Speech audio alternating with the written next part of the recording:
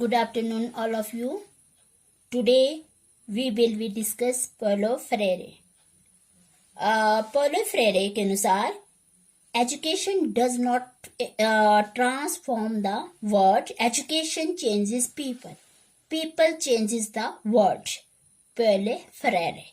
यानी जो शिक्षा है ये संसार को नहीं बदलती है, शिक्षा लोगों को बदलती है और लोग संसार को बदलते हैं।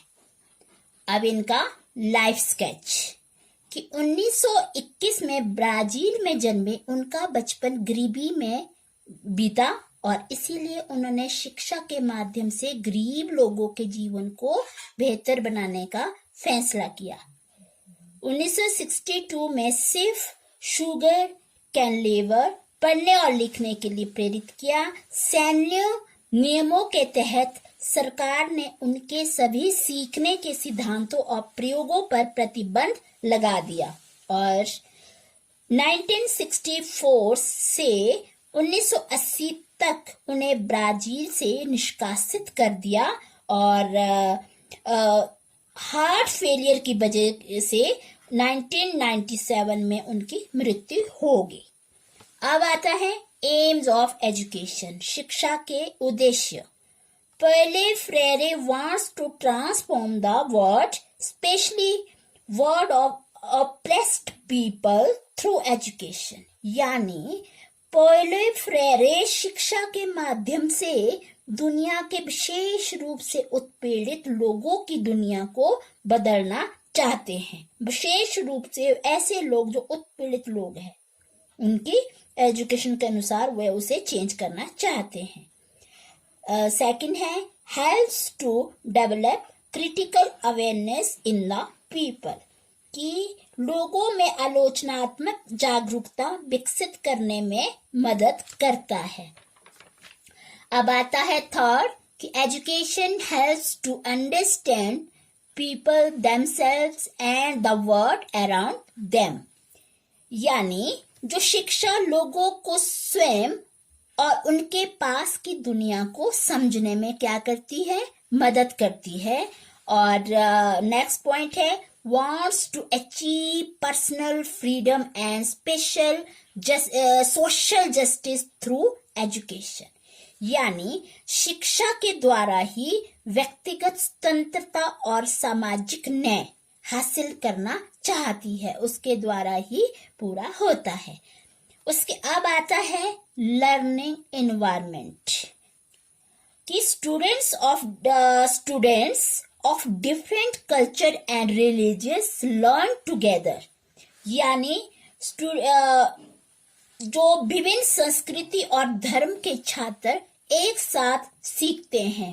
एक एनवायरनमेंट में जो स्टूडेंट्स डिफरेंट प्रकार के कल्चर वाले और धर्म वाले लोग एक साथ एक ही एनवायरनमेंट में सीखते हैं। और लर्निंग सर्कल बना होता है कि कंसिस्ट ऑफ 15 से 25 स्टूडेंट्स विद सम टीचर्स, यानी लर्निंग सर्कल कुछ शिक्षकों के साथ यानी कुछ टीचर्स के साथ 15 से 25 छात्रों से मिलकर बनता है। Teachers and students both have an equal voice weight, discuss some generative theme which are important to their lives, यानी जो ये टीचर और स्टूडेंट्स का जो वजन, यानी शिक्षक और छात्र दोनों के पास एक समान पॉइंटिंग बराबर होते हैं, यानी कुछ जनरेटिवों पर वह चर्चा करते हैं जो उनके जीवन के लिए क्या होता है, महत्वपूर्ण होता है। अब आता है कि टीचर्स एंड स्टूडेंट्स रिलेशनशिप, और सबसे फर्स्ट पॉइंट कि रिलेशन ऑफ इक्वल, यानी शिक्षक और स्टूडेंट्स का संबंध समान होता है, यानी टीचर्स और स्टूडेंट्स इक्वल होते हैं, उनका रिलेशन बराबर होता है। जो टीचर होता है वो बच्चों पर थोप नहीं सकता है, वो कुछ भी चीजें थोप नहीं सकता है। और सेकंड आता है both must respect and trust each other, यानी दोनों को एक दूसरे का सम्मान और विश्वास करना चाहिए। यानी जो टीचर और स्टूडेंट होते हैं एक दूसरे पर ट्रस्ट करते हैं और एक दूसरे पर विश्वास करते हैं, इसी तरह से उनमें लव एंड सिंपैथी पनपती है। थर्ड आता है either teacher students anyone can ask question, जो टीचर्स या छात्र कोई भी प्रश्न पूछ सकता है, टीचर और स्टूडेंट्स कोई भी प्रश्न पूछ सकता है। और इसी के बीच में आता है टीचिंग मेथोडोलॉजी, यानी शिक्षण पद्धति। To understand teaching methods of Paulo Freire we must look toward an example. While teaching S for ship, we can teach student S for society also. Then we can tell students what means society, what is the problem of society in which they are living, and how these problems can be solved. यानी जो ये शिक्षण पद्धति है पॉले Frere के शिक्षण विधियों को समझने के लिए क्या करती है, हमें एक उदाहरण की ओर संकेत करना चाहती है। जैसे आप समझा रहे हैं अल्फाबेटिकल में एस फॉर शिप, तो एस फॉर शिप पढ़ाते हुए हम छात्र को एस फॉर क्या कर सकते हैं, सोसाइटी पढ़ा सकते हैं। और एस फॉर सोसाइटी जब आप पढ़ा रहे तो फिर हम छात्रों को बता सकते हैं कि समाज का क्या अर्थ है, समाज की क्या समस्याएं हैं, उस सोसाइटी की क्या समस्याएं हैं जिसमें वे हम जो सोसाइटी में रह रहे हैं, जिसमें वे बच्चे रह रहे हैं, और कैसे इन समस्या को हल किया जा सकता है जिस सोसाइटी में हम लोग रह रहे हैं। तो ये हुआ टीचिंग मेथोडोलॉजी, टीचिंग मेथड्स की। अब आता है टीचिंग मेथड्स कि पॉले फ्रेरे का मानना है कि शिक्षण पद्धति समस्या प्रस्तुत करने वाली होनी चाहिए, यानी सोचना या चिंतन करना होता है। विद्यार्थी जो अब श्रोता नहीं रहते बल्कि शिक्षक से संवाद करते हुए आलोचनात्मक सहज अनुसंधानकर्ता बन जाते हैं। यहाँ पे फ्रेरे ने बच्चों के ज्ञान और अनुभव को ही सीखने की महत्ता दी है, महत्वपूर्ण दी है जो वे अपने साथ लेकर आए हैं। और फ्रेरे के अनुसार शिक्षा संवाद का एक मुख्य तत्व के रूप में समस्या उजागर करने वाला माना गया है। और उनके अनुसार विद्यार्थियों में आलोचनात्मक चिंतन का विकास संवाद द्वारा किया जा सकता है। तो ये क्या था, टीचिंग मेथड्स। अब आता है कैरिकुलम, पॉले फ्रेरे का कैरिकुलम यानी पाठ्यक्रम। फ्रेरे ने यहाँ पे कहा है कि सीखने की प्रक्रिया विद्यार्थी के अपने अनुभव पर आधारित होनी चाहिए।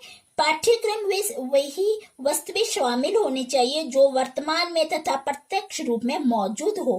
फ्रेरे के अनुसार शांति शिक्षा, प्रौढ़ शिक्षा, राजनीति शास्त्र, इतिहास, नीति शास्त्र जैसे विषय पाठ्यक्रम में सम्मिलित होने चाहिए। और फ्रेरे ने प्रौढ़ शिक्षा में भी काफी योगदान दिया है। उन्होंने प्रौढ़ों के प्रशिक्षण के लिए शिक्षण पद्धति का विकास किया। और उसके बाद फ्रेरे की मुक्तिदायी क्रांति अहिंसावादी क्रांति मानी गई है। और इसके अतिरिक्त फ्रेरे ने मानुषीकरण की प्रक्रिया के लिए शिक्षा को मुक्तिदायी प्रक्रिया माना है। तो ये क्या था, कैरिकुलम, पाठ्यक्रम।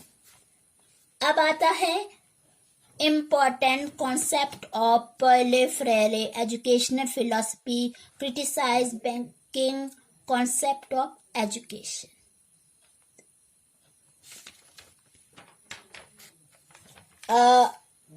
इसमें आता है कि meaning of important concept of Paulo Freire education philosophy, criticize banking concept of education, यानी meaning of banking concept of education, teachers store information in the mind of students as take we store money in the bank. Paulo Freire criticized this method and said that child must learn through activities and self experiences. यानी यहाँ पे अपने ideas और informal save करते हैं, यानी teacher अपने ideas और इंफॉर्मेशन यहाँ स्टूडेंट्स के माइंड में सेव करना चाहते हैं। और यहाँ पे हम अपने बैंकिंग के अंदर जिस तरह से मनी सेव करते हैं, उसी तरह से यहाँ पे टीचर्स भी स्टूडेंट्स को के माइंड में इंफॉर्मेशन सेव करवाते हैं। पहले और उसके बाद आता है पहले Freire criticise this method and social and said that child must learn through activities and self experience. यहाँ पे पहले फ्रायरे कहना चाहते हैं कि बच्चों को एक्टिविटी और सेल्फ एक्सपीरियंस अपना अनुभव, अपना एक्सपीरियंस से, अपने अनुभव के द्वारा उन्हें एक्टिविटीज और वो कराना चाहते हैं, सिखाना के अनुसार सीखे। उसके बाद आता है problems posing education, problem posing education. यहाँ पे teacher through problem in the classroom, problems in the form of question where students and teacher both try to find out solution of that particular problem.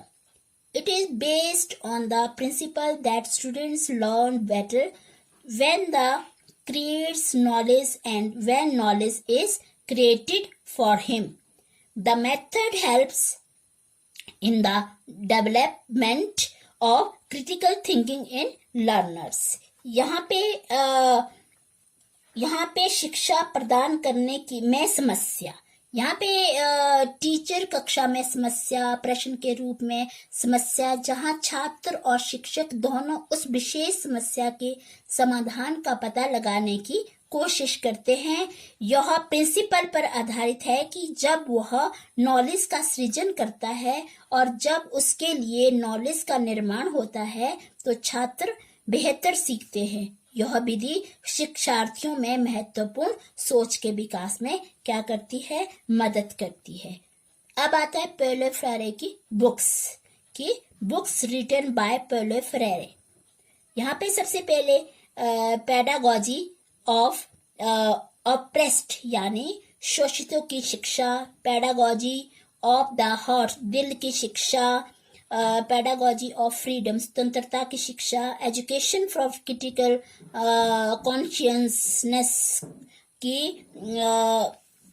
आलोचनात्मक चेतना के लिए शिक्षा, the politics of education शिक्षा की राजनीति।